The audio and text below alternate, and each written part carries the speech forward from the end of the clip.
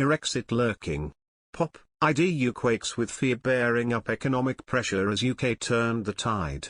Mr. Beattie explained the two reasons why the EU is hesitant about getting into a trade war with Britain.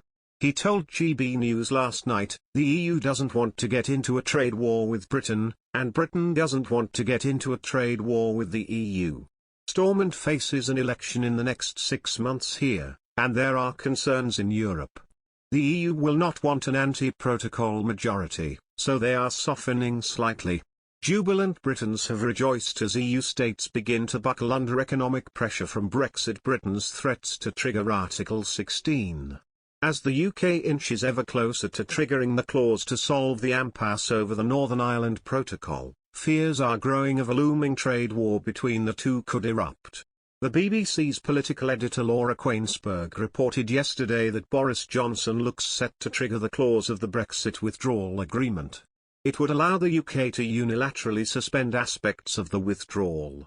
The EU has already warned that there will be consequences should the clause be triggered, sparking fears about a trade war. As tensions ramp up between the two sides, it appears that other EU member states, including the Republic of Ireland, fear the fallout could cost them dearly. Newsreaders were quick to jump on this, gleefully reminding them of the potential cost of any trade war. Ruffles the guinea pig said, "The EU knows Ireland can't afford to build and man a 500-mile border. Ireland is going to be suspended from the common market and the customs union. That essentially means Ireland will be out of the EU.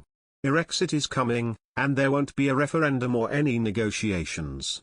Especially as they need to get it done before the COVID-19 bailout deal is signed up to avoid picking up a share of the debt. No negotiations, no divorce payment, no you can keep fishing in our waters even though we can't. It will happen overnight. Just goodbye."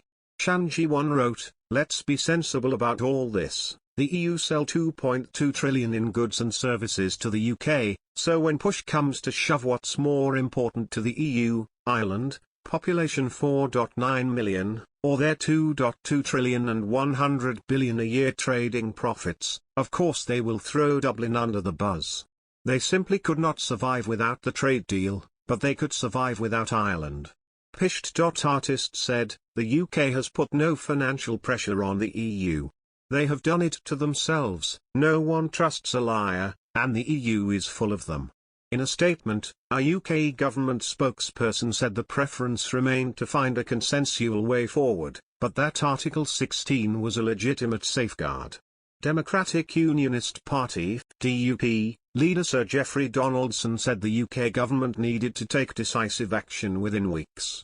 The European Commission will circulate a paper to European capitals next week setting out the options available if the UK triggers Article 16.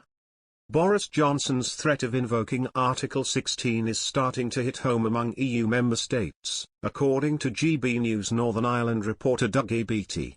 He explained that the Irish economy could lose the most out of all those involved if the Northern Ireland Protocol is not resolved.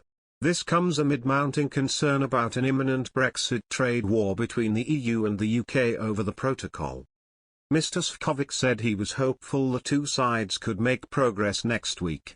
However, Lord Frost said there were still significant gaps to be bridged between the bloc and the UK, and that talks would be intensified. In a statement, a UK government spokesperson said the preference remained to find a consensual way forward, but that Article 16 was a legitimate safeguard. At Article